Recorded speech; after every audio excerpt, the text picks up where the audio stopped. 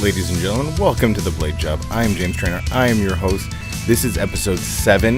We have done something a little different this time. We have decided to take a small departure from what we've done in previous episodes, and we are specifically focusing on one performer in professional wrestling, and that is Josh Briggs. If you've never seen or heard of Josh Briggs, this guy is amazing. He's going places. He's a New England performer. Check out his matches in Chaotic, Beyond Wrestling, Limitless. There's a lot of reasons that we will go over of why we believe that he is the next big thing. Of course, follow us on Twitter at The Blade Job Show. Follow Tommy Collins at Blade Job Collins, and follow Scott Perkins at High Voltage 1987. Check out the website, www.thebladejob.com. And of course, check us out on Facebook, facebook.com/thebladejob. Enjoy the show. I really enjoyed making it. Tommy Collins and I made a lot of good points, I think, about why this is the next big thing in wrestling. And that is, of course, Josh Briggs.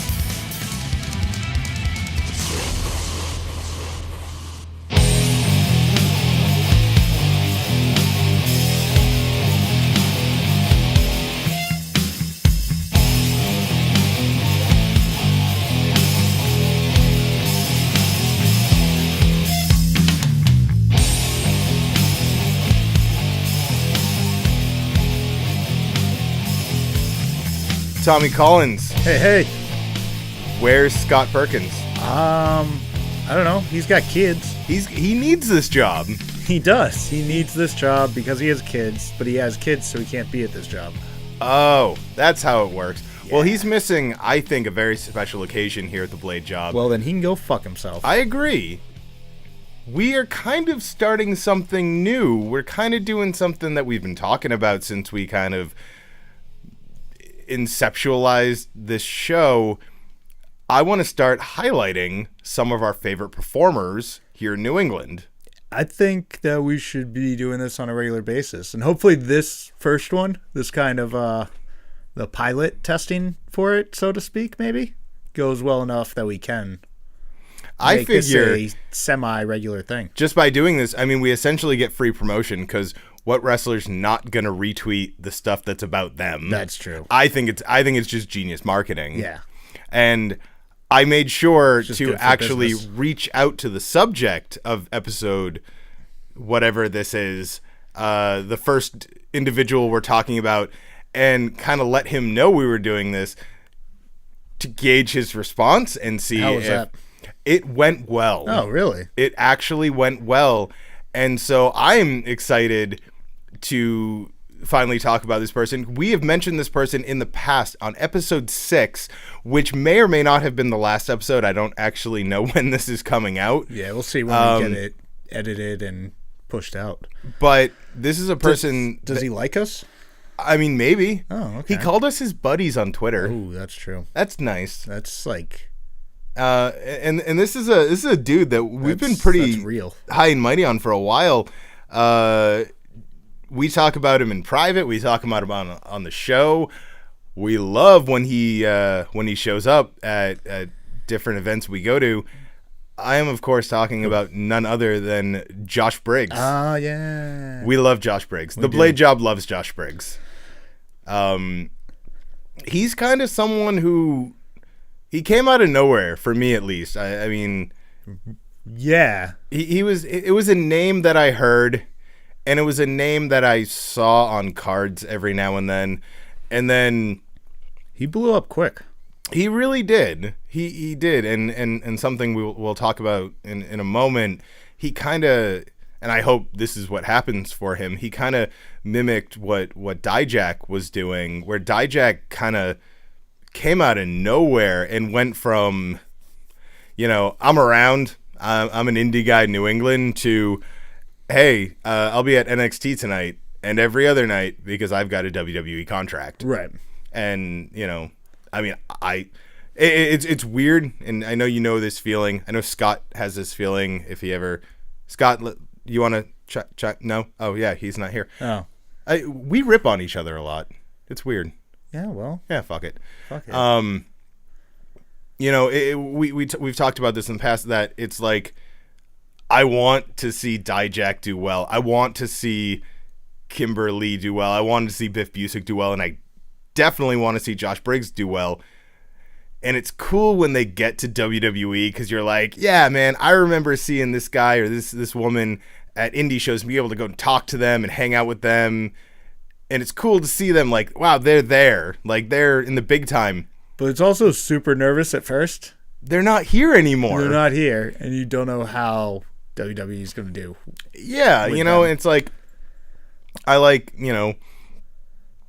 talking to performers. I mean, I genuinely like most of the people that we've met in this little endeavor of ours. You know, this little journey of life. 90% of them have been really cool. Yeah. And they've been really like inviting and open about speaking to us and talking to us. And to add to that list, off topic as per usual, right? Josh Briggs. Yeah. This guy, no. So you know more about things than I do. That's debatable, but okay, go on. He played football for UMass. He did. He started in playing for Glendale Community College out in Arizona. Was recruited by UMass from there. I believe, if all my research so far is correct, which it may not be, but it may not be, but I like to think that it is. He came into UMass as a junior, and was playing on the O-line, and was a pretty big part of their offensive line. For those of us who don't understand legitimate sports, what's an O-line? That's your offensive line. Like that makes sense. So that's the line at the line of scrimmage that keeps people from getting to the quarterback. Did that break it down enough for you? I can draw you a picture if you want. After right. you can explain football draw to me a picture. afterwards. Maybe get it up on the site for everybody. Yeah. All right. In MS. Oh, if MS we get around Paint. to it. Rest in peace, MS Paint. Womp womp. And yeah, he did that for a couple of years, and from what I was seeing, he was a pretty integral part of the team and the offensive line. As soon as he got here, he became a big name there too, basically out of nowhere. And based on the research I did, I mean, you know, I'm not a huge football fan, especially college football, because it's just not my thing. But you know, in doing my research on him, I saw his name coming up in a lot of local and national college sports. Yeah, I mean, this was for UMass, so I mean that's I'd have to look to see what division, but I mean they're a Which big UMass? Name. Which one has a football team? Dartmouth? Is it Dartmouth? Amherst? I know not Amherst Amherst. has a really big one. Do they? They have recently, and I'm just going to keep stalling with you right now. So I remember they had a lot of beer. Yep. Yeah. That was my experience with UMass Amherst.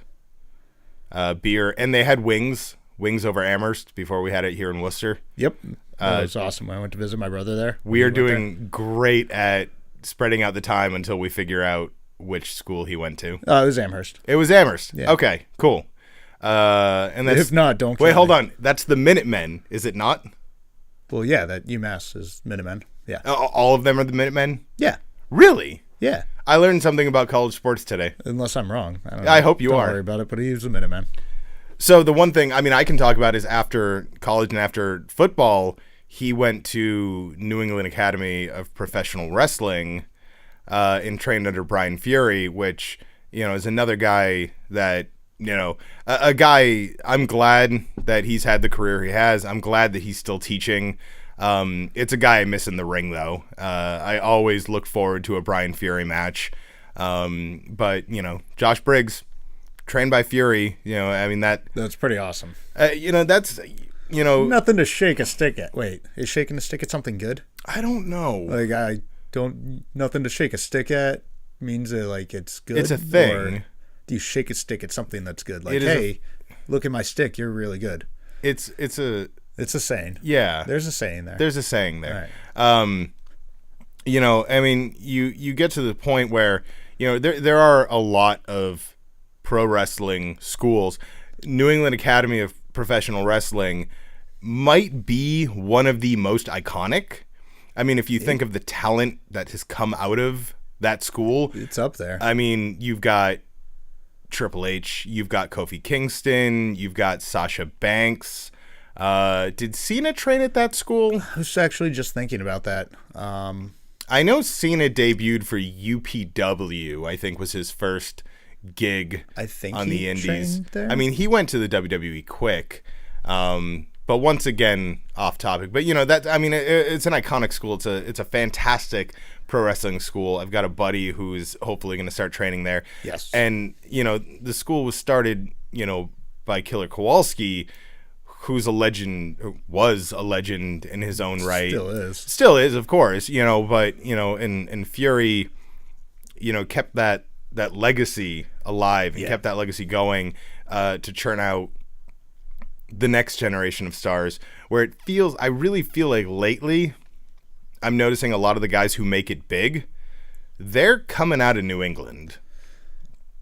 Yeah. I mean, you've got your Young Bucks, and you've got your see, all I can think of is New England guys. I'm thinking Warbeard. I'm thinking Dijak. I'm thinking Josh Briggs. I'm thinking guys that are coming out of New England and really doing a lot. Abusic. Yeah. Oni Lorcan. Larkin? LARPing. Okay. I don't think he's LARPing. Oh. So Briggs goes to, New England Pro, trains under Fury, and out of nowhere, just I start seeing breaks into the scene. Yeah. Yeah, like I start seeing this guy, this monstrous man. What would we say? 6'6", 6'7", 6'8"? Yeah, somewhere around there. Somewhere around there. Dude's tall, dude's big, dude's built. I'm not going to say he moves like a cruiserweight, but he moves. I mean, he can move. He's agile. Yeah. I look at him and he's moving, like guys like Dijak, like guys like Warbeard, guys that you look at initially and you go, they can't do that. They did. Right. They're not going to be able to, or they're not going to, jump from there or, hit that flip or something like that. And then they do just flip you off and they do it. Yeah. Like, fuck you. I'm going to. And like we have, Briggs coming out and, he moves like a big man, but his style is almost like a hybrid. I'd say, I guess, for those who maybe haven't seen a lot of Josh Briggs, I'd kind of say he's a less boring version of Baron Corbin. Like they've got a similar, like body style and height, and like that hybrid. Yeah, style they're not a big man. They're gonna hit the big boot. They're gonna have a massive choke slam, but they're not just like your average, Big Show or Great Khali, who was just. I don't think Great Khali knew where he was. I think he does now. I think he showed up one day and Vince was just like, "I need you to go out there and dance, oh yeah." Because we all know Vince is Vince. Right. But we see Briggs at Beyond shows. We see Briggs at Chaotic Wrestling shows. We see Briggs at XWA shows, NEW. I feel like there's not a show in New England you can go to and not have Josh Briggs on the card. The guy's got a work ethic, and he's always there. Limitless, Live Prov. He's all over the place. He really is, and it, like I said, it was kind of out of nowhere. I will admit that before, I'd say year and a half ago, I was going to indie shows every now and then. Sometimes it's hard to. I worked retail at the time. I didn't have Friday nights off. I didn't have Saturday nights off. I didn't have Sundays off. I couldn't go to these shows. Now, over the past, year and a half, I've been to a lot more shows. But even before then, I didn't remember seeing Josh Briggs build on every show. And now I feel like I do, which is fantastic. Now, yeah, I mean, that's really a testament to his skill and talent, all of a sudden you just see him everywhere, and you're still excited to see him everywhere. He's able to put on those performances every single time that, it's just great. I don't know. No, I don't know how to describe it any other way. Absolutely. And you see a lot of versatility from him. Yeah. We were talking about before the show his 2 out of 3 falls match with all good Anthony Green at Live Prov a number of weeks ago. Maybe it was a month ago. I think it was about a month ago, if I'm not mistaken. Yeah, I rewatched the first one, or the first part of it, recently, which was a T-shirt match, where it was whoever could sell the most T-shirts. And that kind of they got to 3, and that was it. I know. AG is big on, he's not a comedy wrestler, but I think a little cheap pop for Anthony Green. He's starting a YouTube like wrestling sketch comedy series on. I'll watch. I think November 1st. I think he's launching it. Well, right there. But he's kind of we saw him plenty of times with Alpha Sigma Sigma with Brick Mastone, another guy I'm big on. Yeah. And he'd come out with the blow up doll and stuff. Clearly he's a funny dude. But then you got a guy like Josh Briggs who 90% of the time he plays the monster heel. Chances are he doesn't like you. Right. Like he's this big, intimidating guy with this Viking beard and just this look of aggression on his face, and he's having a fucking T-shirt selling contest. He's running around the outside of the ring asking who wants to buy his T-shirt. And that shows, the content of his character, that he can play a comedy style role in the world of professional wrestling, or maybe that's just who he is in his, for lack of a better term, civilian life. Yeah. Because like we see, obviously on the mainstream side, we've got guys like Braun Strowman, who plays such a monster on TV. I will murder you. Legitimately, the Braun Strowman storyline over the past 6 months has been attempted murder. Yeah. Just him yelling his own name and attempted murder. And people he got thrown in a fucking dump truck. Like, Miz tried to kill him at TLC. Yeah.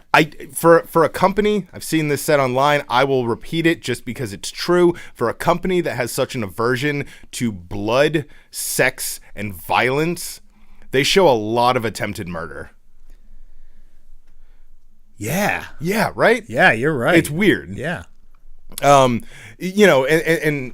But then you see a picture of Braun Strowman sitting in the backseat of a car in short shorts, shoveling pirate's booty into his mouth with a big shit-eating grin on his face. Right, or the video of him like throwing a Nerf football with his left hand when he's right-handed, so it just goes nowhere. You can tell, like, I would hang out with Braun Strowman. Oh, I could tell right now that Braun Strowman and I would probably get along really, really well.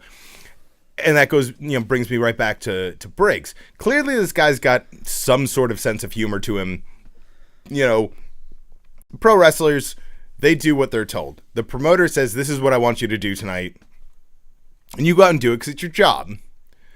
But you don't have that much fun doing it if you're just doing it because they told you to. If you don't enjoy doing it. I thought during that match, quote unquote, right, it looked like they were both having a legitimate good time. Now, yeah. I haven't had the opportunity to go to a live prov show yet. Yeah, me either. But I have heard their, I believe as a kid say, hella fun. Are the kids saying that? I really don't know. We should beat that out of the fucking kids. We really should. SMH. Awkward silence. Thank you. Okay. That was lit. And like I said, I don't know Briggs personally. At the time of this recording, I think at the time of this recording, I think I have the first opportunity to actually meet him and speak to him. I've seen him at shows, but I've never really talked to him. I think he's going to be at a Beyond show that's either coming up, well, is in the past now. Right, but when this comes out, it'll have already happened. Yeah. And then we'll have more information on that. But you look at someone and you gotta, you try to piece together like what you think about them, as like for a pro wrestler. You see them in the ring, you see them doing promos, you see them after the shows, you see them interacting with fans, things like that. And the one thing that always immediately stood out about Briggs to me was the tattoos he has on his right arm. He's got the friggin' Justice League on there. He is the Justice League. He is at the end of the movie. They're like, we've defeated the enemy. Great job, Superman. Great job, Wonder Woman. And then Briggs shows up and just fucking big boots everyone. And end of credits. And the post-credit scene is him just teabagging them. Saying for how he doesn't 45 minutes. Saying he probably doesn't like him. Yeah, I probably don't like you. Oh, spoiler alert. Yeah, we just ruined the end of Justice League. Don't worry about seeing it. Yeah, no, don't even bother at this point. No, you probably should. I mean, let's be honest. DC's got to do something right. One day. Wonder Woman was good. Wonder Woman was decent. Okay. I love getting off topic, and you know that. I know. So, Chris Pine, Star Trek, whatever. Now Briggs, once again, at the time of this recording, actually the day we're recording this, there is a Chaotic Wrestling show tonight. Josh Briggs, at the time, now, is Chaotic Wrestling New England champion. Yep. Now, that was a cool... I unfortunately was not there for any of this, because I haven't been to a Chaotic show in some time, unfortunately. But if I remember correctly, Briggs had a match against Christian Casanova, who was reigning New England champion. This was back in July? Yes, like June or July. Yeah. And Briggs won via disqualification. Yeah, I forget what he hit him with without having it right in front of me, but yeah, he hit him with something. Casanova retains. Yep. So fast forward to a very good but also very tough time for New England wrestling fans. We've got Dijak's last match in Chaotic Wrestling. A guy who's built a career in Chaotic. He's going off to WWE. And he has a triple threat with Christian Casanova and Josh Briggs for the New England Championship. Now, Dijak wins the match. Yep. So already I'm like, this is great. What a great send-off for Dijak. Let him win, his the New England Championship one last time. And then I think it was the end of that match. I'm pretty sure he grabbed the mic and he points at Briggs and says, this is the next great big man in wrestling. Which, regardless of who Dijak is at the time, this is a guy who at that point in time had just signed a WWE contract, and he's saying this is the next big guy. Yeah, this is the guy who's taking my spot. Yeah, basically, is what he was saying. Which hopefully is exactly where this is going. So spoiled it again. So Dijak wins that match. Yep. He wins the championship, and then pretty much immediately vacates the title. Correct. Because he's going to WWE. Yeah. Which makes sense. So, Chaotic holds a tournament for the now vacant New England Championship. Mm-hmm. And I believe you have it on a note card. I do. I have the quarterfinals and up. So... let me find that. Yeah. Do. All right, so for Josh Briggs, so his quarterfinal match was against Mr. Remarkable Adam Booker, defeated him. Then he went on to win his semifinal match against Chase Del Monte, and he finished it up in the final by defeating JT Dunn. So you've got this guy who has been chasing the New England Championship for months at this point. always coming up just this close. And then he wins this tournament. And he wins the title. And for me, I wasn't even at these shows. And I'm over the moon. I'm like, awesome. That is one. I like Christian Casanova. Yeah. I really do. Guy's talented as fuck. Josh Briggs is so over in my mind.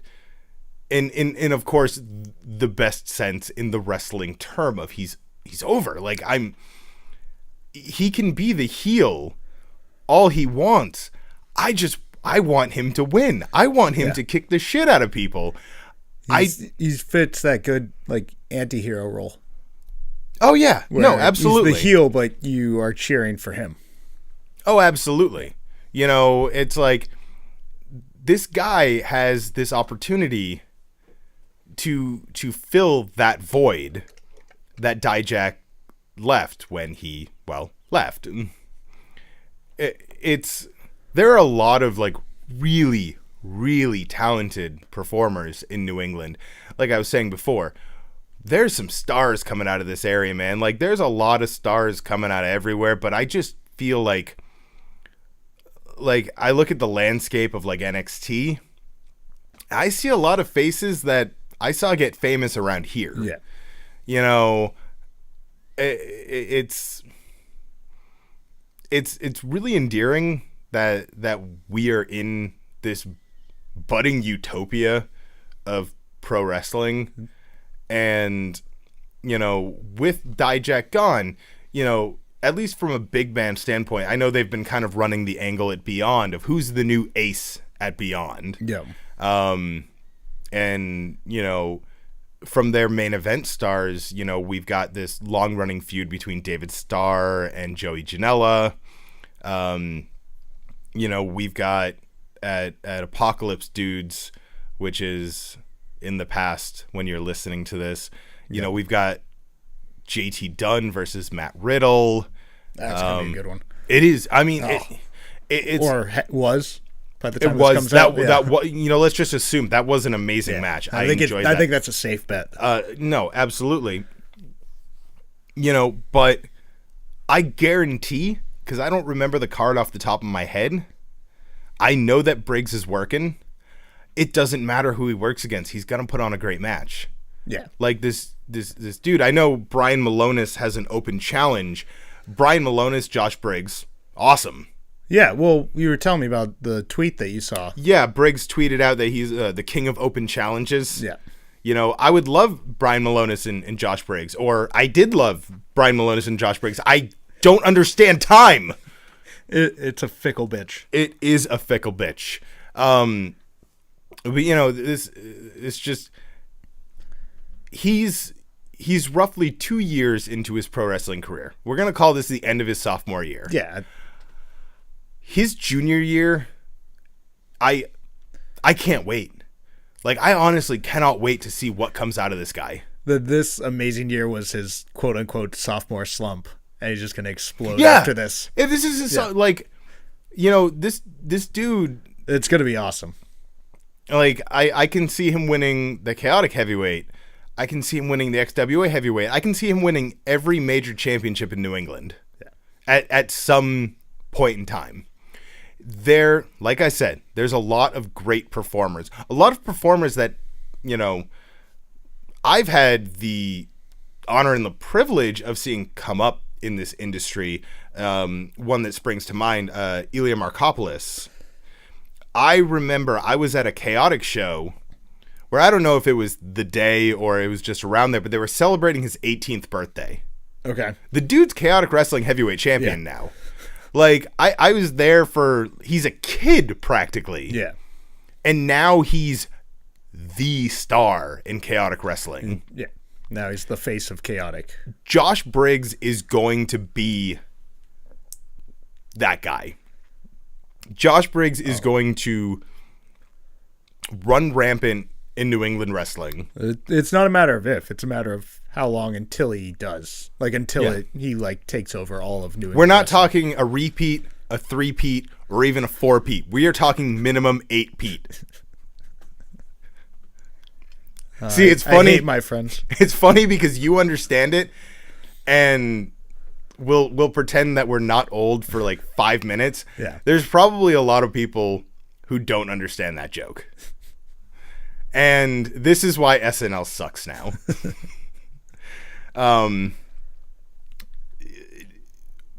Briggs is just this guy. I want to do a part 2 of this episode.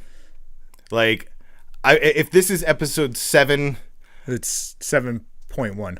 I want episode 7.2. 9 to be more of this, because I want to follow up. I want to see.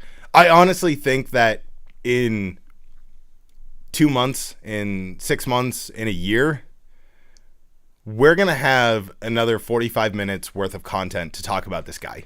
Yeah. He's without a doubt. You know, I'm not a wrestler. I always describe what I do as I work on the outskirts of professional wrestling. Mm-hmm. I'm at the window looking in, like sadly tapping, hoping someone pays attention to me. Right. I see something in this guy. I may not be in the industry technically, and I use that technically as much as possible. I've noticed. I've been watching right. wrestling for 25 years. I've seen a lot. Mm-hmm. I've seen a lot of guys that, you know, sometimes you see a guy, whether it's WWE or WCW or ECW or the Indies or TNA or Global Force Jarrett, which I don't know if you heard. Yeah. I don't know. Yeah. Let's just do an episode about what the fuck is going on with TNA. Slap nuts. Oh my God. No, not here. Not now. But you see, you know, sometimes you see a guy or a girl and you go, I don't know about that. I don't know. And sometimes they surprise you. Right. But a lot of the times they don't. No. And you're just like, yep, all right, there you go. That's about as far as I thought that'd go. You know, and then sometimes you see guys like Dijak. Sometimes you see guys like Josh Briggs. And you go, okay, all right, pay attention to this guy. Yeah. And unfortunately, the indies don't have as much of a market. Maybe not market. They don't. It's harder to watch the indies than it is to watch. It's not as centralized as like WWE's right there, whereas the indies is all these different promotions. I can pay. Now you have Powerbomb TV. Yeah. But it's still spread out a lot. Yeah, and there's so many promotions. Right. And the thing is, like, you're seeing similar people at each promotion. Like, they're still traveling. You're gonna see Jordan Grace everywhere. Right. I mean, the woman travels. I mean, she works. Yeah. You're gonna see Joey Janela, who's one of the top indie stars right now, everywhere. And you're going to see him everything from CZW ultra-violent death matches to these beautifully, masterfully done technical matches. Like, he's good. Yeah. But guys like Josh Briggs, it's like, you can't... Everyone I just mentioned, Josh Briggs, Jordan Grace, Joey Janela, David Starr, all these guys, it's hard to just be like, I'm going to watch independent wrestling this week and see all of the stars of independent wrestling. Right. And see everything that's going, and see all their storylines. Exactly. Yeah. And it's hard because I wish, like, I talk to people and I'm like, man, how about Josh Briggs? They go, no, I'm not. Who's that? And it's not because he doesn't have mass appeal. It's not because he's not extremely talented. It's just, it's not on USA. It's not on TNT, Pop TV, or whatever nonsense is going on these days. It's not WCW Thunder. Yeah, I name dropped Thunder. What up? Oh, easy. I know. You know, I'm more of a Monday Nitro guy myself. I don't know, I like the purple. Fair enough. Yeah. You know, but like a lot of, you know, they have to work that much harder, you know, to get themselves noticed. To make that name. Yeah. Spread that name, I guess. Not necessarily make their name, but to spread it. Because it seems like the path right now, the path to success, is Indies, Ring of Honor, whatever TNA is called this week. Right.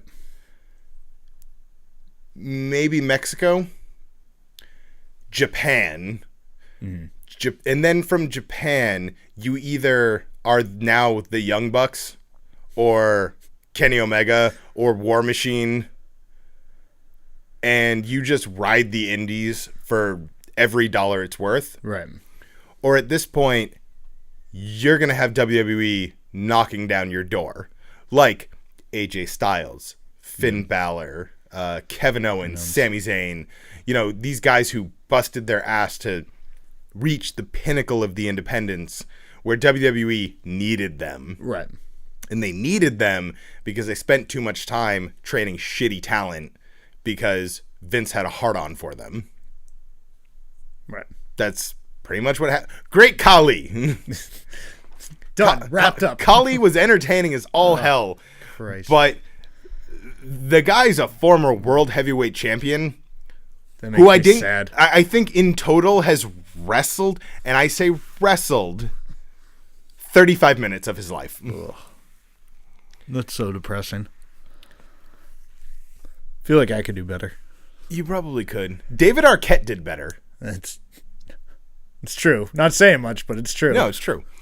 So, you know, at the end of the day, I think the point I was trying to make is I forget. I want to see a guy like Josh Briggs do everything in this business. I want to see him get to go to Japan. I want to see him get to go to Ring of Honor. Hell yeah. I know he's wrestled for Ring of Honor. I believe he did one of their not Top Prospects, something of Tomorrow. God, I'm blanking now. I did research, I swear. Whatever. I don't know. It was best in the world. It was the tour. Oh, he tagged with Cam Zagami the best in the world, shit. I don't know. We just talked about this. We and just I forgot talked about it this completely. We talked about it 36 minutes ago. Yeah. Fuck. Regardless, the guy has been in Ring of Honor. In less than 2 years, he's wrestled in the Ring of Honor ring. To me, that's impressive. Yeah. That's impressive as all hell. Like I said, I want to revisit this. I want to revisit who I think is the next big thing in New England wrestling, who might be the next big thing in independent wrestling in general. That'd be really cool. I'd love to see this guy, you know, like I said, in Japan. Yep. You know, depending on his wishes, because I'm not going to wish something on someone who doesn't want it. I hope we see him in WWE. I hope we see him in NXT. I see him do everything as far as like what he wants to do. But like, I want to just see him do everything. I'd like to be able to follow his career like we followed Dijak's career, you know, like I followed Sasha Banks's career, you know, because she's from around here, and I got to see her wrestle for Chaotic many times before she, you know, skyrocketed in WWE. I mean, she went from, you know, FCW to NXT to multi-time women's champion, and that's fantastic. And I'm hoping that in a couple years we'll be having the same conversation, be like, hey, remember Josh Briggs? Remember when he was around here? Well, you know what? He's Intercontinental Champion. Yeah. He's WWE Champion. He's at WrestleMania. You know, and I hope that happens for this guy. Like I said, I've only chatted with him briefly, you know, through social media. Seems like a great guy. You know, I do wish the best for him. I hope he gets everything. And I hope that in part 2 of this, we're going to have a lot more to talk about. And I really, really, really cannot stress enough how much I think that we are witnessing something very special in Josh Briggs. You heard it here first. Or, well, I'm sure not first. Hopefully not first. Actually, in my research, I listened to like 3 podcasts that involved him. You heard it here fourth. Yeah, you heard it here like between like 4th and like 30th. And you know what? That's not that bad. That's not that bad. Not everyone can be on top. You know what? Meatloaf always told us 2 out of 3 ain't bad, and that he won't do anything for love. He will do anything for love, but he won't do that. But he won't do that.